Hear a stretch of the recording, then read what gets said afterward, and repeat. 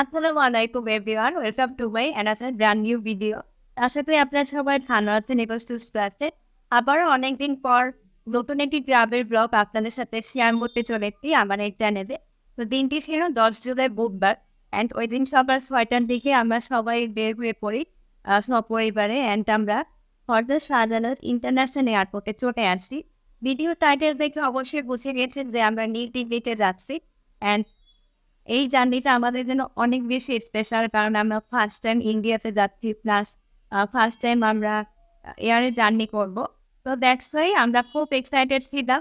তো অলরেডি আমরা এয়ারপোর্টে চলে এসেছি, অ্যান্ড আমাদের সকাল 7টার মধ্যে ওখানে প্রেজেন্ট থাকার কথা ছিল। দ্যাটস ওয়াই আমরা তাড়াতাড়ি এসে পড়েছি এখানে, যেহেতু আমাদের ফ্লাইট ছিল সকাল 10টা 10-এ।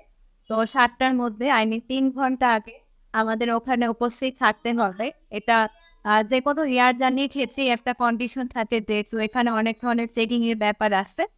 তো আমরা সবকিছু ফর্মালিটিস পূরণ করে ইমিগ্রেশনের পর এখানে আমরা বসে আছি অন্য প্যাসেঞ্জারদের সাথে, অ্যান্ড আশেপাশে এখানে ডিউটি ফ্রি শপ দেখতে পেলাম।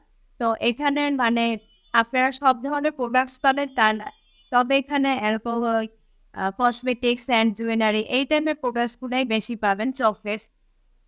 অ্যান্ড ডিউটি ফ্রি শপে এখানে কিছুটা কম মূল্যে মানে শুল্ক কম থাকে, তো ওখানে তো সেভাবেই মানে প্রোডাক্টসগুলোকে সেল করা হয়। অ্যান্ড ফাইনাল চেকিং এর পর আমাদের এখানে সবকিছু চেক করা হয়েছে, ইলেকট্রনিক ডিভাইস সহ আমাদের ব্যাগস, মানে আই মিন হ্যান্ড ব্যাগসগুলা। তো সেগুলা চেকিং এর পর এখন আমরা ফাইনালি আমাদের ভিস্তারা ফ্লাইটের জন্য ওয়েট করছি, অ্যান্ড আমাদের ভিস্তারা প্লেন অলরেডি চলে এসেছে। তখন অলমোস্ট সকাল 9:30 বাজে। তো আমরা এখন লাইনে দাঁড়িয়েছি, এখন একে একে করে আমরা সবাই ভিস্তারাতে আমাদের জার্নি শুরু করব। অ্যান্ড আশেপাশের বিভিন্ন ধরনের প্লেন ছিল, তো সেগুলো আপনাদের সাথে শেয়ার করলাম ম্যাক্স হলো।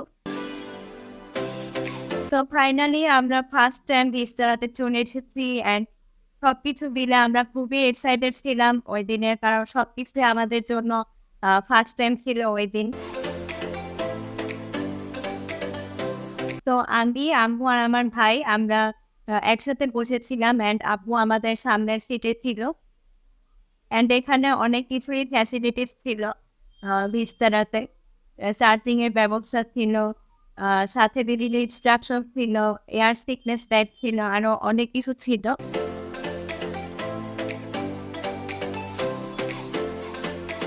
তো আমরা আমাদের নিউ দিল্লি জার্নির জন্য ভিস্তারাতে টিকিট প্রায় 1 উইক আগে পারচেস করেছিলাম। তো সেই হিসেবে আমরা সবচেয়ে কম বাজেটে যেটা রেট ছিল, তো সেই রেটে আমরা ভিস্তারা ফ্লাইটে চুজ করতে পেরেছি। তো প্লেন জার্নির ক্ষেত্রে যেটা হয়, আপনারা যদি অনেকদিন আগে কোনো টিকিট বুক করে থাকেন, তো সেই হিসেবে আপনারা একটু কমে টিকিটটা পাবেন। অ্যান্ড এখানে আরো অনেক ধরনের ইনস্ট্রাকশন ছিল যে প্লেনে আপনি কিভাবে ভ্রমণ করবেন, অনেক কিছুই মেইনটেন্যান্স ছিল, যে কি কি করা যাবে না, কি কি করা যাবে এরকম।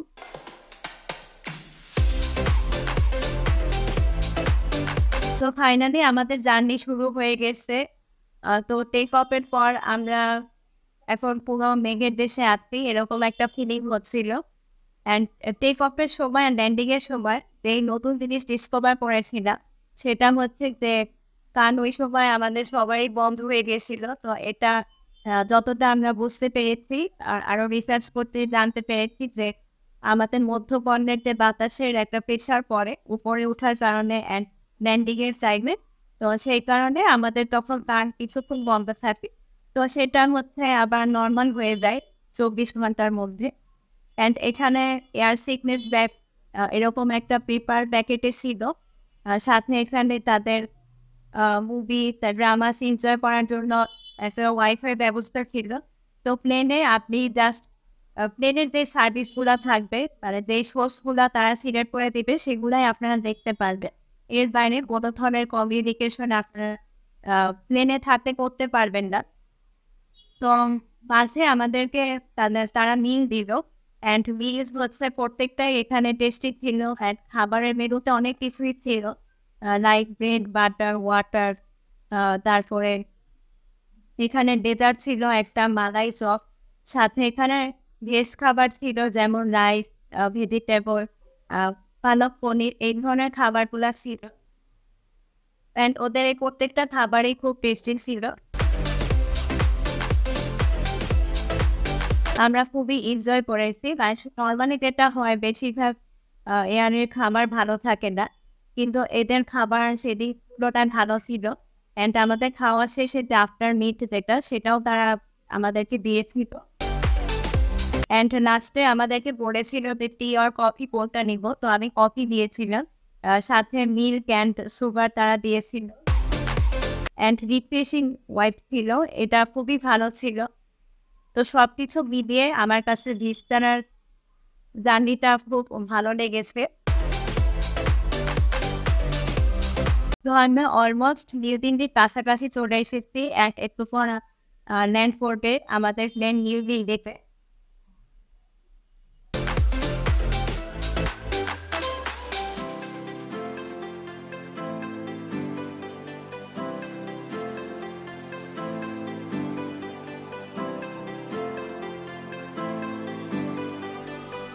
তো ফাইনালি নিউ দিল্লি এয়ারপোর্টে আমাদের প্লেন ল্যান্ড করলো। এখন আমরা যে যার মতো সবাই প্লেন থেকে বের হয়ে দেন আমাদেরকে তারা একটা বাস সার্ভিস প্রোভাইড করবে। সেই বাসে করে আমরা এয়ারপোর্টের ভিতরে চলে যাব।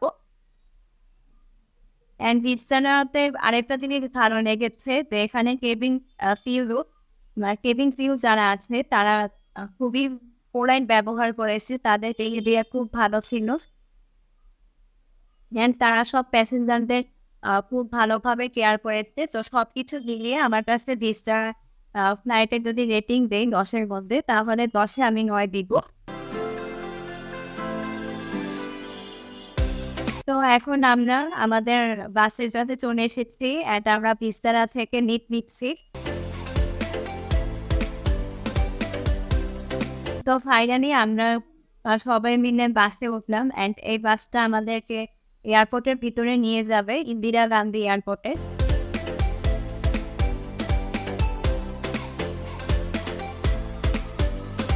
তো এখানে আশেপাশে ইন্ডিগোর বাস ছিল, আরো অনেক ধরনের প্লেন ছিল এদিকে। অ্যান্ড ইন্দিরা গান্ধী এয়ারপোর্টটা বেশ বড় ছিল, আর মনে হচ্ছে যে অনেক দূরত্বে আমরা চলে এসেছি। তো ফাইনালি আমরা বাস থেকে বের হলাম, অ্যান্ড ইন্দিরা গান্ধী এয়ারপোর্টের ভিতরে চলে এসেছি। অ্যান্ড এখানে ডেকোরেশনটা খুবই সুন্দর ছিল, এই আর্কিটেকচারটা বিশেষ করে। তো ফাইনালি আমাদের স্টিকার ভিসা ইমিগ্রেশনের কাজ শেষ করার পর দেন আমরা আমাদের ব্যাগেজ কালেক্ট করব।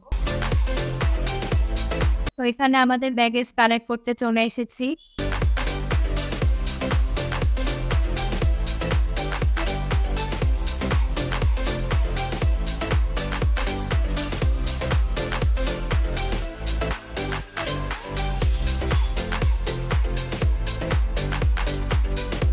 তো সবকিছু মিলে আমাদের ফার্স্ট টাইম এয়ার জার্নিটা খুব এনজয়েবল ছিল, যদিও বিভিন্ন ধরনের ফর্মালিটিস মেনটেন করতে হয়েছে। তো ফার্স্ট টাইম হিসেবে সেটা একটু প্যারা ছিল, কিন্তু আমার মনে হয় প্লেনের জার্নি একটা অন্যরকম কমফোর্টেবল জার্নি।